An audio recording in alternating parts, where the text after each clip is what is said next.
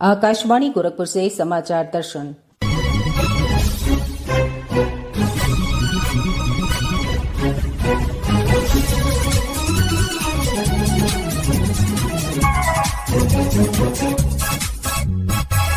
इस अंक में स्वच्छता ही सेवा अभियान।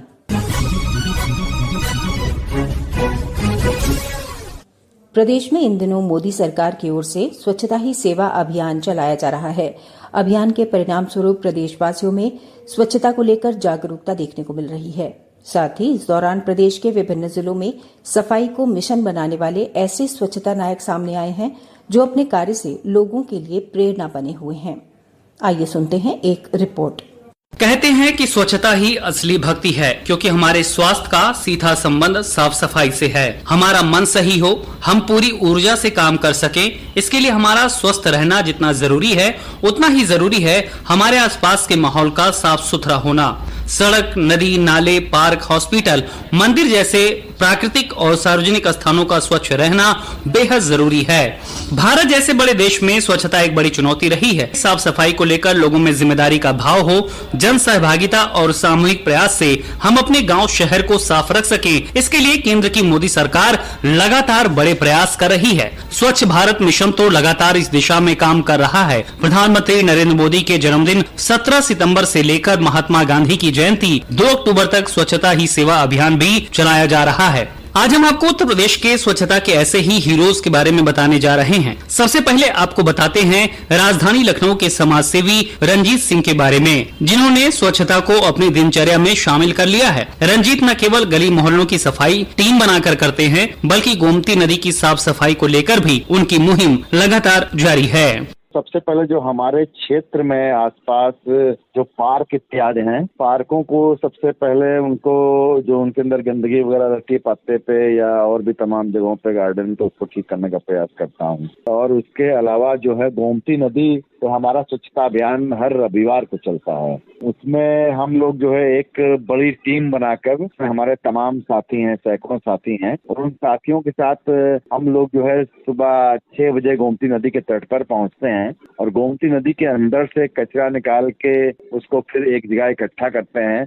फिर नगर निगम की टीम बुला के उस कचरे को वहां से उनके डंपिंग हाउस में पहुंचाने का काम करते हैं। तो इस प्रकार से हम लोग एक दूसरे से मिलते हैं, संपर्क करते हैं, तो और इस प्रकार के काम करते हैं, तो जो है एक लोगों के अंदर मैसेज जाता है, जनता के अंदर मैसेज जाता है, लोग जागरूक होते हैं। रंजीत ने धार्मिक आयोजनों के बाद विसर्जित की जाने वाली मूर्तियों को लेकर भी पिछले कई सालों में विशेष अभियान चलाया है। इधर उधर कूड़े कचरे के ढेर में पड़ी मूर्तियां उनकी आस्था को कचोटती थीं, इसीलिए उन्होंने इसे अपने जीवन का मिशन बना लिया। उनकी ये पहल स्वच्छता और पर्यावरण दोनों के लिए बेहद जरूरी है। ये काम मैं पिछले 13 वर्षों से कर रहा हूँ। जब भी धार्मिक प्रयोजन जब स्टार्ट होते हैं, जैसे कि अभी नवरात्र का समय आएगा, तो उस समय हम लोग ये काम करते हैं। बहुत से लोग जो है नदियों के किनारे, पेड़ों के नीचे या किसी चौराहे पर या मंदिर के आसपास या पार्कों में देवी देवताओं की मूर्तियों को और विसर्जन की जो सामग्री होती है वो सब छोड़ के जाते हैं। तो उससे काफी प्रदूषण बढ़ता है, गंदगी फैलती है।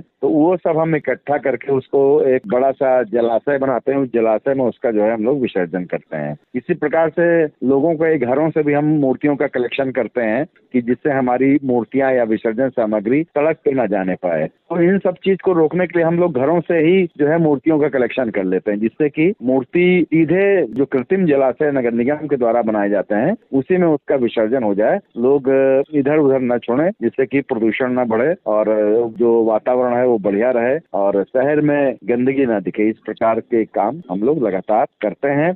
लखनऊ के बाद बात इटावा के समाज सेवी डॉक्टर हरिशंकर पटेल की, जो 2014 से स्वच्छता के अभियान में जुटे हुए हैं और लगातार स्वच्छता के मिशन को लेकर कार्यक्रम करते हैं। हरिशंकर लोगों को सफाई को लेकर जागरूक कर रहे हैं। विभिन्न सोसाइटियों के द्वारा स्वच्छता मिशन के कार्यक्रम को बढ़ावा देने और जागरूकता के लिए उन्हें पुरस्कार भी मिला है। वो लगातार विभिन्न एनजीओ और नगर पालिका के माध्यम से स्वच्छता सेवा के तहत मिशन में जुटे हुए हैं।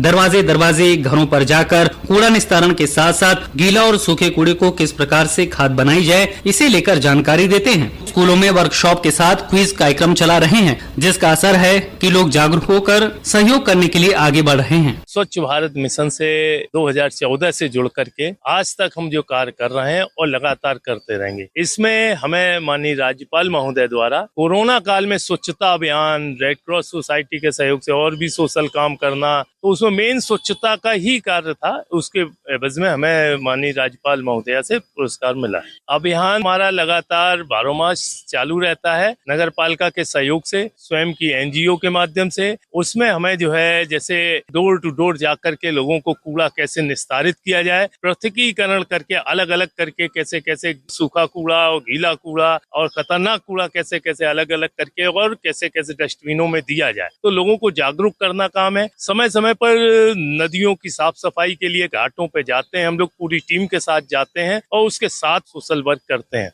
इटावा के ही रहने वाले बड़पुरा ब्लॉक के उच्चतर माध्यमिक विद्यालय के प्रधान अध्यापक रमेश चंद्र राजपूत भी लोगों के लिए बड़ी मिसाल हैं। पेशे से शिक्षक रमेश चंद्र बच्चों को पढ़ाने के साथ साथ स्वच्छता के कार्यक्रम भी चलाते हैं। लगातार संकल्प लेकर स्वच्छता ही सेवा के तहत स्कूलों में जाकर बच्चों को जागरूक करते हैं। 2022 में शिक्षक दिवस के शुभ अवसर पर स्वच्छता जैसे अनेक कार्यक्रमों में अच्छा कार्य करने पर मुझे राज्य शिक्षक पुरस्कार से सम्मानित किया गया। मेरा मूल कार्य शिक्षण कार्य है, परंतु इसके साथ साथ मैं अपने यहाँ विद्यालय में बच्चों को स्वच्छता का विशेष अभियान चलाकर बच्चों को जागरूक करते हुए, ताकि बच्चे साफ सफाई से रहें, जिससे विभिन्न बीमारियों से बचाव हो सके। विद्यालय में बाल संसद का गठन होता है, जिसमें एक स्वच्छता मंत्री बनाया जाता है। वह बच्चा विद्यालय के साथ साथ अपने और सहयोगी साथियों के साथ मिलकर एक अभियान चलाते हैं कि कहीं भी कूड़ा पड़ा हुआ है तो उसको हम डस्टबिन में डालें। इस तरह की बच्चे जो है बड़े लोगों के मन में भी जागरूकता उत्पन्न करते हैं।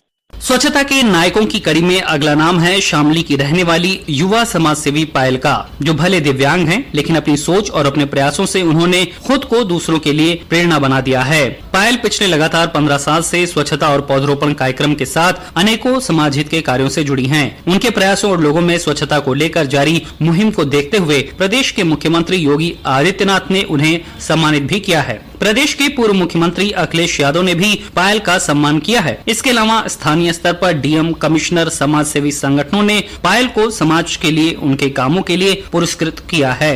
साफ सफाई हमारे जीवन का एक महत्वपूर्ण पहलू है और यह हमारे जीवन की प्राथमिकता भी है। बेहतर साफ सफाई से हम अपने जीवन में अपने गाँव, अपने शहरों को आदर्श बना सकते हैं। हम अपनी नदियों को साफ एवं स्वच्छ रखकर अपनी सभ्यता को जीवित रख सकते हैं। जैसा कि हम सभी जानते हैं कि प्लास्टिक बंद का आह्वान कर कई कड़े कानून बनाए गए हैं। दरअसल प्लास्टिक द्वारा हमारे जनजीवन, हमारे वातावरण, पशु पक्षी और हमारे जीवन के लिए बहुत घातक है।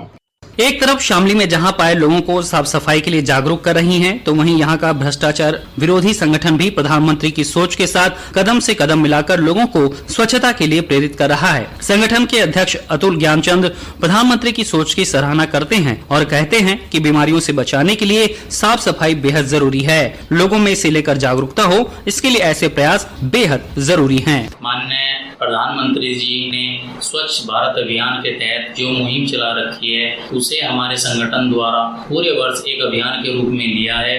अभियान के तहत हम सभी को बहुत ज्यादा फायदा हो रहा है। स्वच्छ भारत अभियान से हमें बहुत सारी बीमारियां, बहुत सारे जो आने वाले रोग हैं, उनसे हमारी जान बचती है। इसलिए हम सभी को इस स्वच्छ भारत अभियान का हिस्सा बनना चाहिए। पश्चिमी यूपी के जिले शामली के बाद बात अलीगढ़ की। शहर शहर प्रधानमंत्री की लोगों में स्वच्छता को लेकर जलाई गई अलख अब कैसे जन चेतना बन रही है, ये यहाँ की रहने वाली मधु आंधीवाल बताती हैं। मधु पिछले 15 साल से स्वच्छता से जुड़े अभियानों, कार्यों और प्रयासों में लगी होने के साथ ही जल संरक्षण और वृक्षारोपण के जन सरोकारों से जुड़ी हैं। उनका कहना है कि लगातार हो रहे प्रयासों से सामाजिक चेतना बढ़ी है। लोग इस विषय पर गंभीर हुए हैं। मोदी सरकार की कोशिशों और अभियान ने जनमानस के अंदर साफ सफाई को लेकर एक स्वस्थ वातावरण बना दिया है।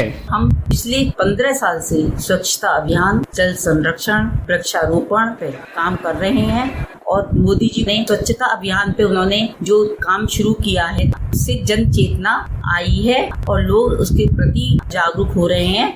जहां सोच होती है, समर्पण होता है, वहां तमाम चुनौतियों के बाद भी कदम नहीं रुकते। स्वच्छता के इन प्रहरियों ने अपने प्रयासों से ये बात साबित करके दिखा दी है। इसी के साथ संपन्न होता है समाचार दर्शन का ये अंक। संपादन सुशील चंद्र तिवारी और वाचन सुकीर्ति अस्थाना।